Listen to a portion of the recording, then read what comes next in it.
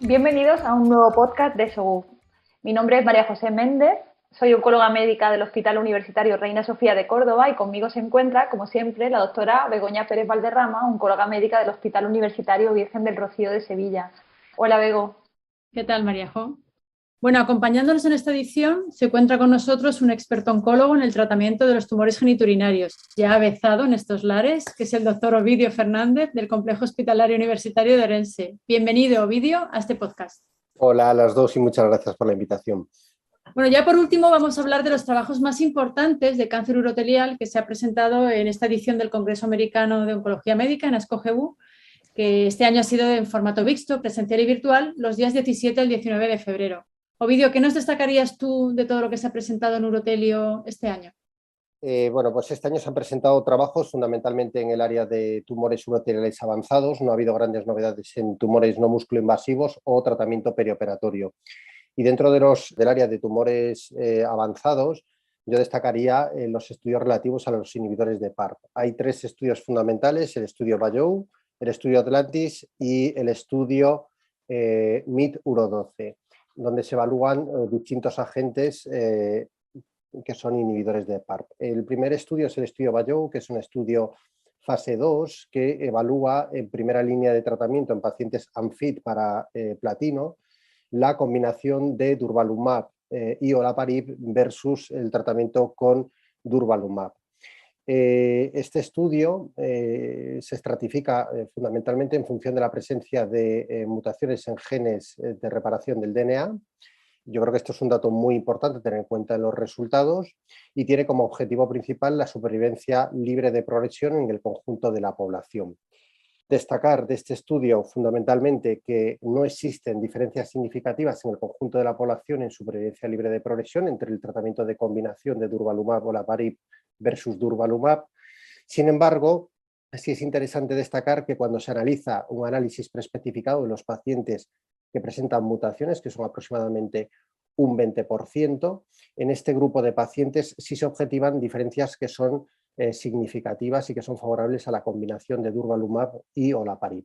También creo que es muy importante destacar las medianas de supervivencia libre de progresión del brazo de monoterapia con durvalumab, que son medianas inferiores a los 2 meses y que de alguna forma nos indican que este grupo de pacientes pueden tener un peor pronóstico. Y en cuanto a los datos de supervivencia global, pues es un objetivo secundario del estudio y tampoco en el conjunto de la población se objetivan diferencias significativas y sí una tendencia favorable a los pacientes que presentan mutación. En cuanto a los efectos secundarios, tanto en este estudio como en el resto de estudios, no se han objetivado diferencias con estudios previos reportados con inhibidores de PARP, tanto en tumores uroteliales como el resto de patologías, como tumores prostáticos o tumores de ovario. El segundo estudio que se ha presentado en ASCO Geniturinario 2022 es el estudio Atlantis.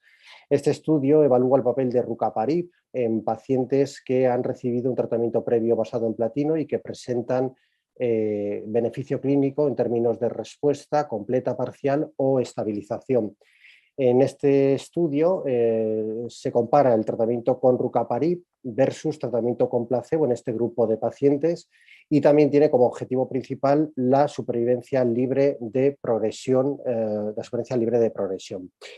Destacar que se realiza también un análisis de biomarcadores de este grupo de pacientes que viene definido como una pérdida de heterocigosidad de más del 10%, alteraciones somáticas en distintos genes y también alteraciones germinales en BRCA1 y BRCA2.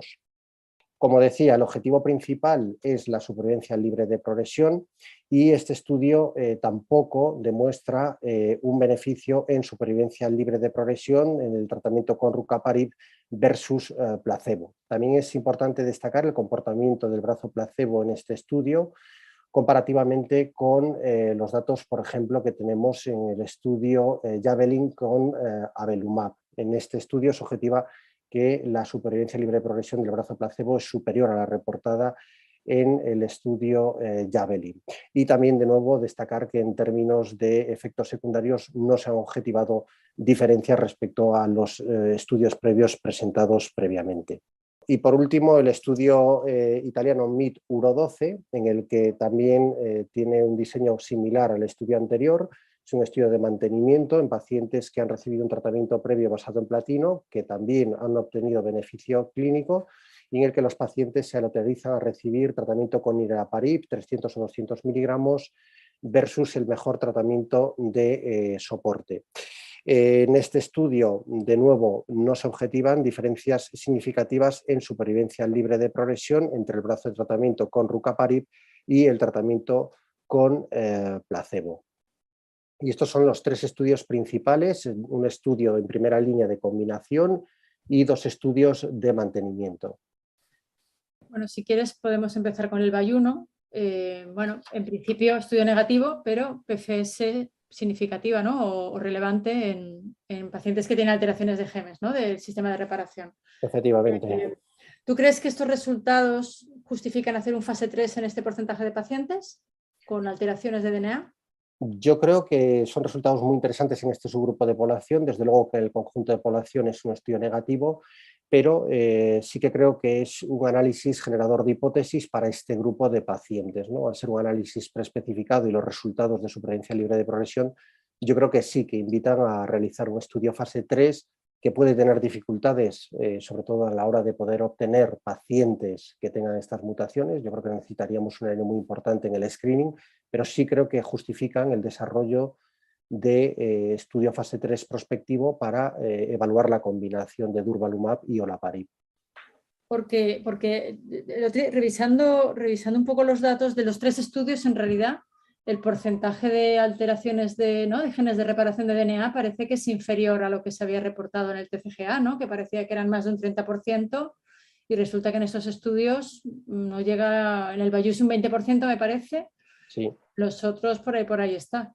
Y bueno, alteraciones relevantes, ¿no? Menos aún, con lo cual no tengo muy claro, es lo que tú dices, ¿no? Que realmente utilizar una población tan seleccionada y tan pobre, ¿no?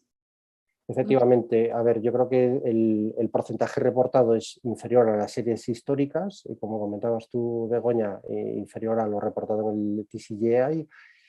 Y esto, pues, al igual que cuando se estudian los inhibidores de FGFR, pues tiene el problema de que necesitas a muchísimos pacientes para poder obtener y seleccionar a la población diana, ¿no? A la población target. Entonces yo creo que esto puede ser uno de los inconvenientes que puede haber.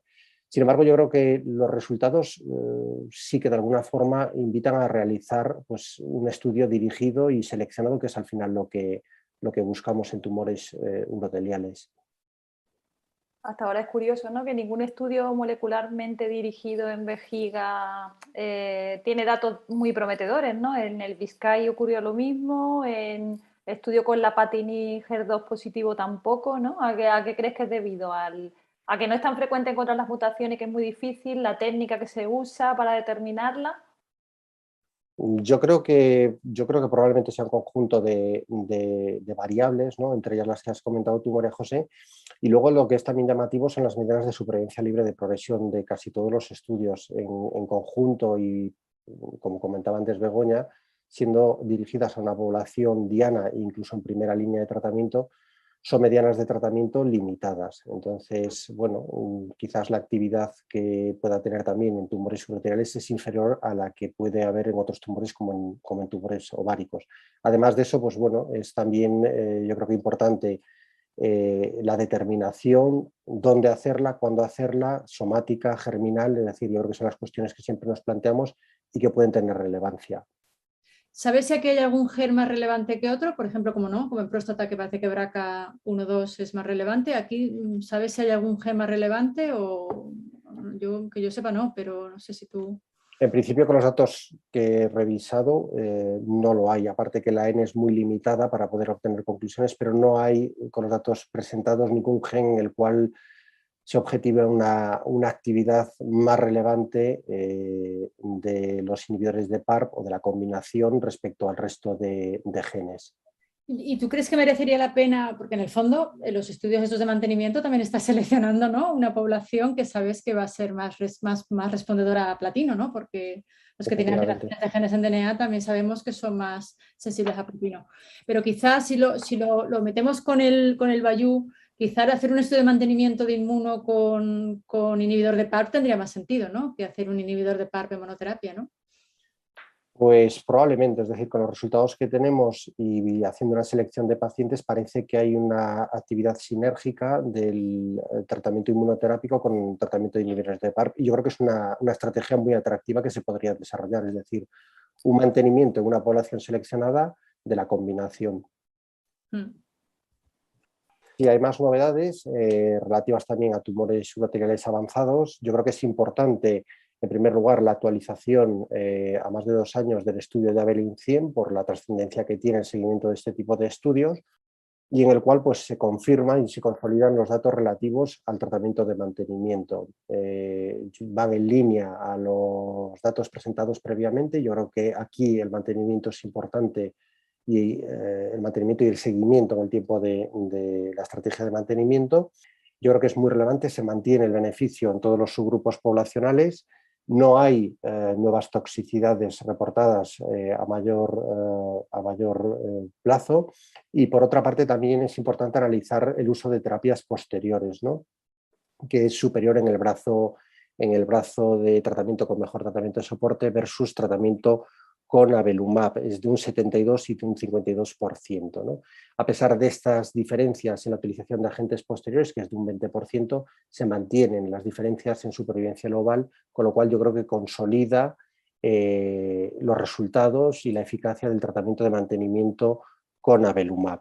Otro estudio que también es interesante es el estudio ARIES, que evalúa en primera línea, en pacientes unfit para cisplatino con sobreexpresión de PDL1, el tratamiento con avelumab. Yo creo que es importante porque la estrategia de inicio de tratamiento con inhibidores de PD1, PDL1 en pacientes unfit versus quimioterapia es una de las cuestiones que se debaten y este estudio lo evalúa de forma prospectiva, evalúa, como digo, en este grupo de población con sobreexpresión de PDL1 unfit, el tratamiento de mantenimiento con avelumab tiene como objetivo principal la supervivencia a 1 año de estos pacientes y la mediana de supervivencia global es de 10 meses con un 40% de pacientes vivos al cabo de 1 año y una tasa de respuestas de en torno al 22-23%.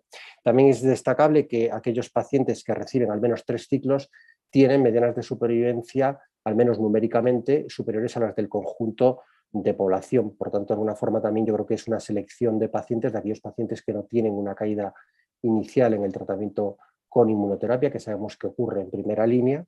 Y por otra parte, en cuanto a los efectos secundarios, pues son similares a los reportados previamente. Yo creo que el tratamiento con avelumab y con inmunoterapia en general es un tratamiento que hay que saber manejar, pero que es un tratamiento bien tolerado y por lo tanto pues, es un estudio, como digo, prospectivo que evalúa este grupo poblacional.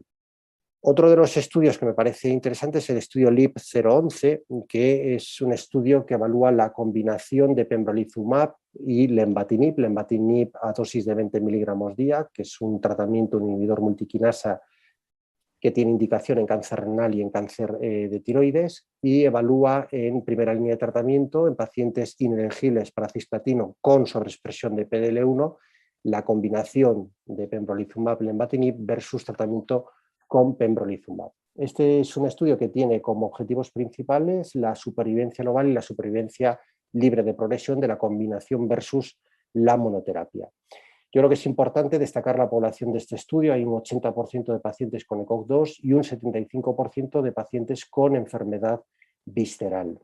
Por lo tanto, una población, diríamos, de mal pronóstico globalmente. Y es un estudio que no cumple su objetivo principal, es un estudio negativo en el que la combinación no demuestra superioridad versus la monoterapia en ninguno de los dos objetivos secundarios, ni supervivencia libre de progresión ni supervivencia global, y también al evaluar la tasa de respuestas es una tasa de respuestas bastante similar. Y la combinación es un poquito más tóxica que el tratamiento con monoterapia. Otro de los estudios que se evalúan es el estudio TITAN-TCC, que es un estudio multitumor. Aquí se evalúa la cohorte 2. Yo creo que es un estudio interesante que trata de realizar una estrategia selectiva de tratamiento de la combinación de nivolumab e ipilimumab En cuanto al diseño del estudio, en este grupo de pacientes son pacientes previamente tratados con platino, en el que se realiza posteriormente una inducción con nivolumab, 4 dosis, y en función de la respuesta se realiza pues, una estratificación de tratamiento. En aquellos pacientes en los que existe respuesta completa o respuesta parcial se realiza un mantenimiento con nivolumab, y en los pacientes en los que objetiva progresión de enfermedad o enfermedad estable se realiza el refuerzo de tratamiento con la combinación de nivolumab e ipilimumab, y yo destacaría que la dosis que se utiliza de ipilimumab es de 3 miligramos. Posteriormente, en los pacientes en los que se presenta de nuevo progresión de enfermedad, se realiza un nuevo refuerzo con esta combinación. El objetivo principal es la tasa de respuestas y con un seguimiento que es muy corto en el tiempo, es un seguimiento de en torno a 6 meses, con una mayoría de pacientes que reciben el tratamiento de inmunoterapia en segunda línea, pues se objetiva que la tasa de respuestas global está en torno al 20%. Posteriormente, cuando se realiza numéricamente los datos en función de la sobreexpresión de PDL1, se objetiva que es superior, aunque no son brazos comparados, sino son datos numéricos objetivos, un porcentaje superior en los pacientes con sobreexpresión de PDL1. ¿Qué más se realiza? Se realiza un análisis en función de la respuesta y se objetiva cómo en los pacientes con enfermedad estable en los que se realiza este refuerzo, este boost, hay un rescate de un 81% de pacientes en términos de respuesta, y en los pacientes que presentan progresión de enfermedad hay un 25% de respuestas. Por lo tanto, es una estrategia que comparada con el estudio de segunda línea de un nivolumab en monoterapia, tiene datos superiores en términos de tasa de respuestas. En cuanto a los datos relativos a supervivencia libre de progresión, están en torno a los 2 meses y la supervivencia global está en torno a 7,5 meses. Por tanto, las conclusiones de los autores es que esta combinación tiene, al menos potencialmente, una mayor actividad en segundas y líneas sucesivas con esta estrategia selectiva que el tratamiento con nivolumab de forma exclusiva. Entonces, en primera línea, seguimos sin que nadie desbanque Avelumab de mantenimiento, ¿no? Sigue siendo el estándar. Yo creo que sí, es decir, yo creo que la estrategia de tratamiento de mantenimiento es una estrategia activa que tiene unos resultados en supervivencia global en términos absolutos muy sólida, y creo que estos datos a más largo plazo lo consolidan. Y por otra parte, además, y yo creo que esto es importante, es tanto en la población fit para cisplatino, pero también en la población fit para cisplatino. Por lo tanto, la estrategia es eficaz desde el punto de vista de supervivencia global en el conjunto, en la población fit, en la población afit, y además es una estrategia que potencialmente o de la que potencialmente se pueden beneficiar muchos pacientes. Y luego otro aspecto yo creo que es el que el mantenimiento pues es seguro y que a largo plazo y ya con un seguimiento prolongado no se objetivan tampoco toxicidades diferentes a las reportadas. Por tanto, yo estoy totalmente de acuerdo con lo que dices tú, Bego. Eso te iba a comentar, porque es verdad que, como has dicho, una estrategia segura y bueno, las combinaciones estas con IPI, además a 3 miligramos kilo de peso, aunque no ya se habían comunicado datos de toxicidad, son claramente más tóxicas que Avelumab de mantenimiento, ¿no? Sin duda ninguna. A ver, yo creo que la combinación siempre es más tóxica, y cuando el anti-CTL4 va a dosis altas, esto ya se había reportado en melanoma, pues el porcentaje de toxicidades de grado 3-4 incrementa de forma sustancial. El tratamiento con Avelumab tiene, como toda la inmunoterapia, potenciales toxicidades, pero son, yo creo que, mucho más manejables que una combinación de fármacos inmunoterápicos. Sobre todo en segunda línea, ¿no? Que el paciente Totalmente. ya está tratado y viene en peores condiciones, ¿no? De todas maneras, bueno, está pendiente el 901, ¿no? Que está en Ivo-IPI en primera, que tampoco sabemos muy bien qué va a pasar. Pero bueno, difícilmente, ¿no? Tampoco creo yo que desbanque mucho a la Yo creo que va a ser complicado porque, bueno, probablemente la inmunoterapia, y hay que esperar los resultados, no beneficia a tantos pacientes inicialmente, y por lo tanto puede haber una caída que limite el conjunto de datos. Yo creo que la estrategia global de mantenimiento es muy importante, y además lo tenemos que tener en cuenta en cuanto a los brazos control de los estudios, tanto presentados como los estudios en marcha, ¿no? A la hora de evaluar los resultados. Y yo creo que otro estudio muy interesante es el estudio TROPHY-01, la Corte 3, que evalúa la combinación de sacituzumab govitecan con pembrolizumab en pacientes que han progresado a un tratamiento previo con platino. Yo creo que interesante por la actividad que ya ha demostrado sacituzumab, que como sabemos es un anticuerpo conjugado frente a TROP2 y que lleva combinado el tratamiento con SN38, que es un profármaco de irinotecan con mejor tolerancia. Yo destacaría de este estudio, en primer lugar, la población que se ha incluido. Es una población que, desde mi punto de vista, tiene un importante porcentaje de afectación visceral y enfermedad hepática concretamente, y tiene como objetivo principal la tasa de respuestas. En cuanto a este estudio, también destacar que la dosis que se utiliza de sacituzumab es de 10 miligramos kilo.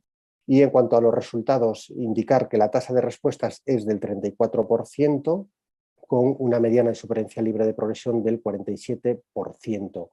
Yo destacaría dos aspectos. En primer lugar, además de esa tasa de respuestas, es el tiempo a la respuesta, que es de 2 meses, por tanto es una actuación rápida del fármaco, y también el importante porcentaje de respuestas que existen en pacientes con enfermedad visceral. Por lo tanto, creo que esto, en el escenario en el que se evalúa el tratamiento, que es en el fracaso al tratamiento con platino, puede tener relevancia en los pacientes en los que pueda haber un deterioro clínico y en los que necesitemos respuesta y respuesta rápida. Yo también creo que es importante destacar la toxicidad.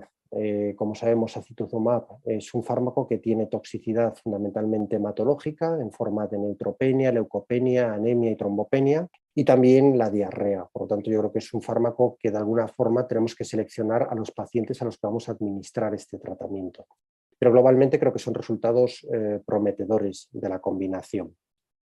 Pero de todas maneras, el porcentaje de diarrea con la combinación grado 3 era un 24%, es decir, que la combinación es muchísimo más tóxica aquí. Que no parece que ocurra, ¿no? Con EV y Pembro no parece que tenga tanta toxicidad como SACI-Pembro, ¿no? Totalmente, es decir, el porcentaje de diarrea grado 3 en este caso es elevado, también la toxicidad hematológica y por tanto, bueno, yo creo que es una combinación prometedora, pero lógicamente yo creo que en este escenario de la enfermedad, en el cual los pacientes muchas veces tienen deterioro clínico, son pacientes con comorbilidades, es muy importante, que lo debemos de hacer siempre, pero yo creo que aquí, teniendo en cuenta estos efectos secundarios, una selección correcta de los pacientes. Estoy totalmente de acuerdo. De todas maneras, bueno, no se pueden comparar, ¿no? A salvo que hagas un estudio comparativo, pero tanto en monoterapia como en combinación, a priori, SACI es menos activo, ¿no? O sea, la tasa de respuesta a monoterapia es un 27% frente al 40% con EV y la combinación es un 34% y en el fase 1-2 con EV Pembro era del 70%. O sea que... Totalmente, sí. Es una tasa de respuestas inferior. Y por otra parte existe el problema de la toxicidad, que parece que, como dices tú, siendo dos estudios diferentes, poblaciones diferentes, pero que globalmente o con los datos objetivos parece que la toxicidad es superior al tratamiento con sacituzumab. Por lo tanto, pues bueno, como siempre, estableceremos comparaciones indirectas, pero creo que en términos de actividad y toxicidad favorecen al tratamiento con enfortumab, con los datos que tenemos actualmente. Puede que se deba también al metabolito del irinotecan, la toxicidad, y no tanto, ¿no?, a la diana, que sea TROP o que sea nectina 4, ¿no? Quizás. Yo creo que sí, tanto la hematológica como la diarrea probablemente venga derivada del metabolito utilizado, porque bueno, al final pues, es un tratamiento que produce, pues, al igual que el irinotecan, diarrea, y por ahí puede venir, ¿no? Y al igual que la toxicidad hematológica también puede estar condicionada. No creo que exista un mayor porcentaje de diarrea por la actuación sinérgica de los dos fármacos. Yo creo que viene más derivada del tratamiento en sí mismo, del tratamiento quimioterápico, ¿no? Y después, ya en el ámbito del tratamiento neoadyuvante, yo creo que es muy interesante por el ámbito de estudio, que es pacientes unfit para tratamiento con cisplatino, la corte H del estudio EV103, que evalúa el tratamiento neoadyuvante con enfortumab en monoterapia en pacientes unfit para cisplatino. Yo de este estudio destacaría en primer lugar la dosis utilizada de enfortumab, que es 1,25 miligramos día 1 y 8 cada 21, 3 ciclos y este estudio tiene como objetivo principal la tasa de respuestas completas. Para mí importante porque evalúa el papel de un agente en un escenario en el que no podemos administrar tratamiento con cisplatina y por lo tanto potencialmente no podríamos realizar un tratamiento neoadyuvante. Es un estudio con un número limitado de pacientes, son 22 pacientes, pero los resultados preliminares yo creo que son o que invitan al optimismo. En términos de respuestas completas, la tasa de respuestas completas es del 36% y el porcentaje de reducción o de infraestadificación, PTA, PT1, tumores in situ o respuesta completa está en torno al 50%. Yo creo que es interesante también la seguridad relativo sobre todo a cuántos pacientes han recibido los 3 ciclos, que está en torno al 85% de pacientes y que además no ha habido ningún paciente en el que no se haya podido realizar posteriormente cistectomía. Yo creo que esto en el ámbito de la neoadyuvancia, cuando aplicamos un tratamiento novedoso, es muy importante, el no perder la oportunidad de poder realizar una cistectomía. Y por otro lado, pues las toxicidades, ¿no? Que yo creo que están en línea a lo reportado previamente con el tratamiento con enfortumab. Existen toxicidades grado 3, pero bueno, en general, como comentaba, bueno, son toxicidades en forma de fatiga, disgeusia, y no hay tampoco grandes reducciones de dosis ni suspensiones debido al tratamiento o debido a la toxicidad relativa a la neuropatía. Por tanto, bueno, yo creo que globalmente y con las limitaciones que pueda tener este estudio, yo creo que son resultados prometedores, teniendo en cuenta la población que se evalúa. Sí, pero tampoco parece muy diferente a lo que se tiene con inmuno, ¿no? En los fase 2, ¿no? No, realmente no. Es decir, la tasa de respuestas es muy similar. Es un estudio con un número limitado de pacientes. Para mí, lo interesante es la seguridad del fármaco, en el sentido de que no pierdes la oportunidad a la hora de realizar un tratamiento quirúrgico. Y por otro lado, pues comparado con series previas de tratamiento con inmunoterapia en monoterapia, los resultados en términos de respuestas completas son muy similares.